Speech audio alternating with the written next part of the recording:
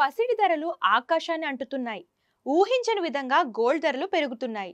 అంతర్జాతీయ మార్కెట్లో బంగారానికి డిమాండ్ పెరగడంతో పాటు అమెరికాలో వడ్డీ రేట్లు తగ్గడం, పెట్టుబడిదారులు బంగారంపైనే దృష్టి పెట్టడం వంటి కారణాలు బంగారం ధరలు పెరగడానికి కారణంగా చెప్పవచ్చు. అక్షయ తృతీయ పర్వదినాన్ని పురస్కరించుకొని బంగారం కొనుగోలు చేస్తే లక్ష్మీదేవిని ఇంటికి ఆహ్వానించినట్లేనని ప్రజల నమ్మకం.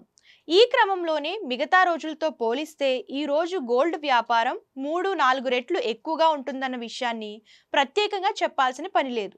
కాగా అక్షయ తృతీయ వేళ బంగారం ధరలు స్వల్పంగా పెరిగాయి. హైదరాబాద్ నగరంలో 24 క్యారెట్ల 10 గ్రాముల బంగారం ధర 460 పెరిగి 98,153కు చేరింది. ఇక 22 క్యారెట్ల 10 గ్రాముల బంగారం ధర 420 పెరిగి 89,983 వద్ద కొనసాగుతుంది.